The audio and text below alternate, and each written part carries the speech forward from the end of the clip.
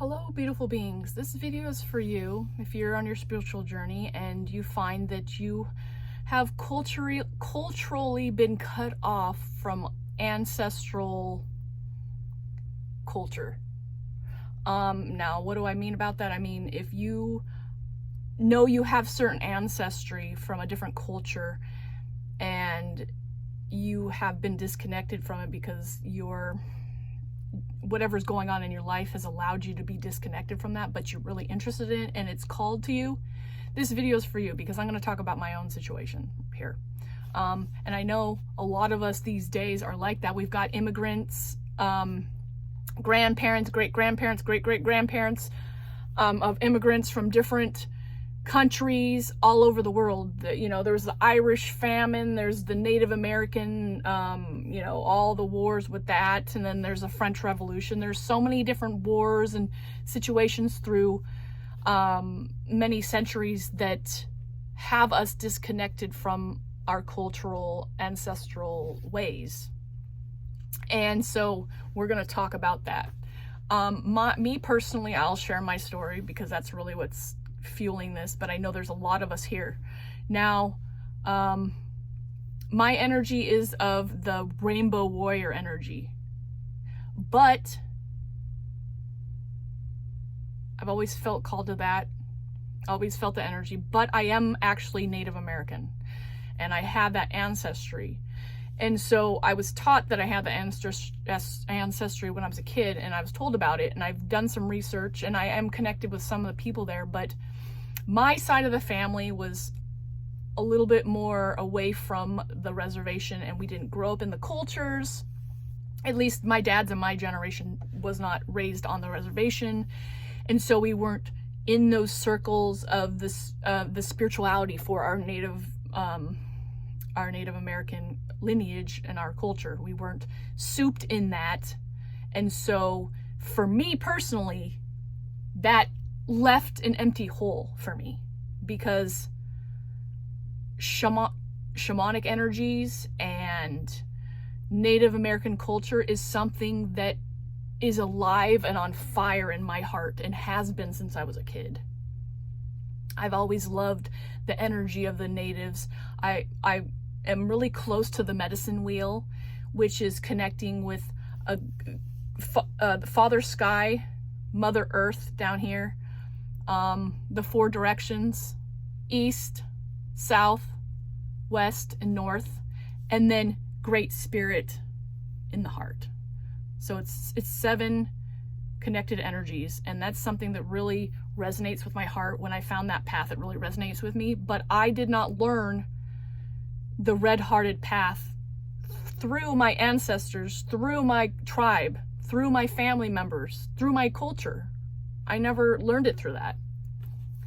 I found the red-hearted way through other people who had connections, and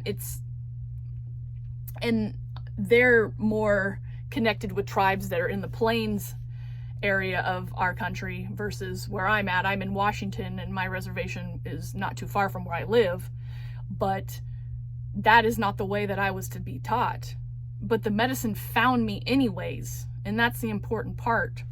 And for a long time, I didn't feel good enough. I felt shameful about it. I didn't feel like I could claim my Native American cultural energy or the shamanic or, the medicine wheel. I thought that I should be ashamed about it because I didn't learn it through my lineage, through my culture, through my family.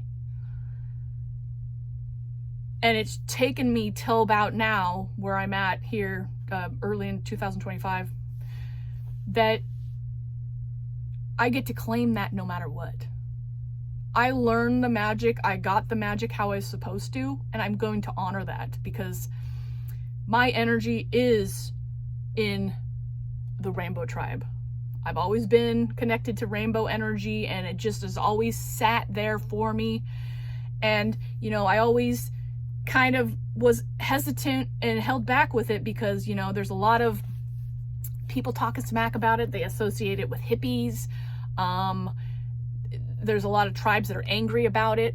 or some members, Native American tribes are mad about it. Then there's cultural appropriation, just all this stuff that held me back from claiming that, from feeling that it was unauthentic. But it was more unauthentic for me to not claim it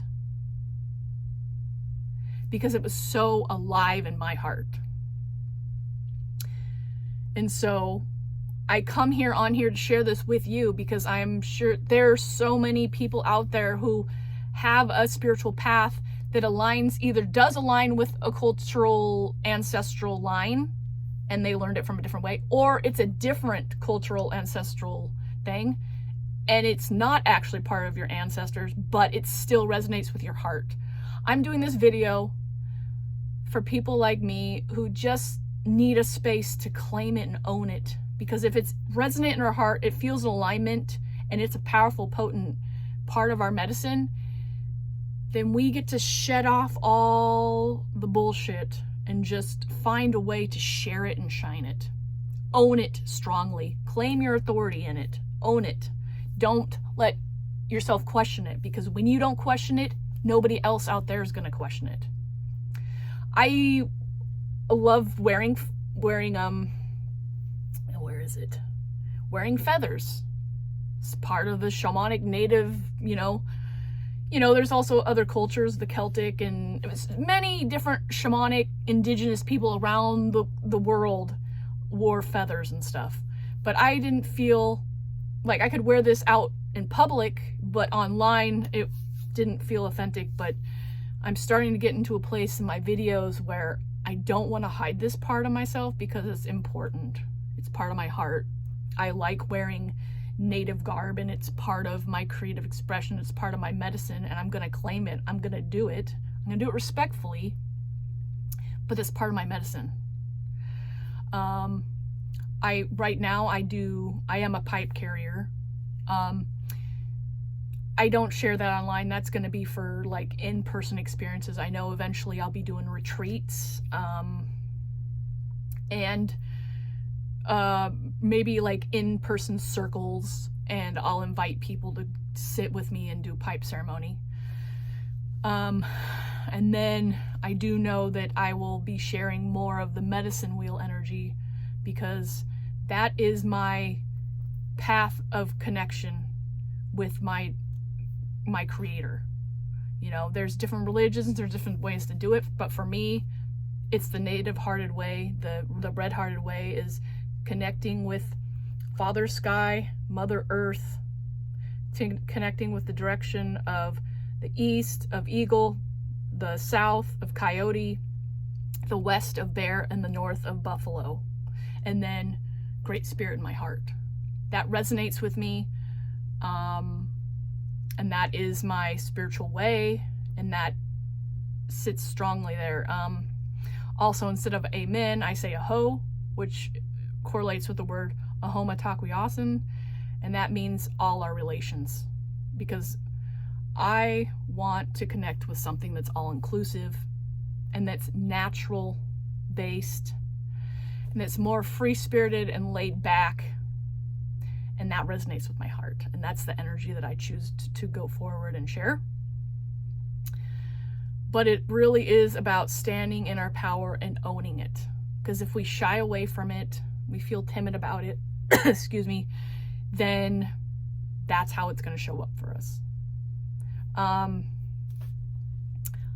couple months ago, I had a big initiation with my native energy, my native medicine. And when I was on my moon time, which can be a very potent time for women, like it's almost like an oracle time, like your psychic senses are open on a more bigger level, like you're connected to, or more open to the veil at that time. And I connected with this shaman and this chief. Like they came together, they were a package deal. And the chief talked through me, like in my head, through my energy, but then the shaman was over here on my left side, and he communicated energy. So they both had this connection through me, and they were showing me things about energy, and he was talking to me about things, and that was a very powerful moment for me, because that was right around when he told me to claim it, to not feel shameful about it, to own it. This is your magic. We've been here. We've told you this before, but now is the time to claim it. And it was like, after that, I was just like, okay, it's part of my magic. I will find a way to get it out in the world to help people with. And that is that. So we go through these powerful initiations. The people show up in our lives that need to teach us things and to help us with our medicine, no matter what. You know, if you are called to something that is related to your ancestral lineage, or if you're just called to something that's not, the medicine will find its way to you. Because if you are attracted to that energy blueprint, that energy package, then that's for you. And it doesn't matter how it showed up. There's many people out there that had the strange medicines and that were not connected to their ancestors, but for some reason it showed up. Sometimes a white person is incarnated from a chief, or, you know, maybe vice versa. There's just so many different energy signatures from past lives and now, how people could come in and bring that medicine, and we just, if they're going to own it, we go with it. I know there was some famous white dude who painted pictures of chiefs, and I know he was, you know, regarded pretty highly because these chiefs just came into his head and people recognized him. See, these gifts, you just don't necessarily know. You just go along with it and do it and see what magic pops up. So anyways, I hope this story has been helpful for you to claim whatever you need to claim. If you got any questions or comments down below, I'd be glad to answer them with you, open up a conversation. But until the next video, love and laughter.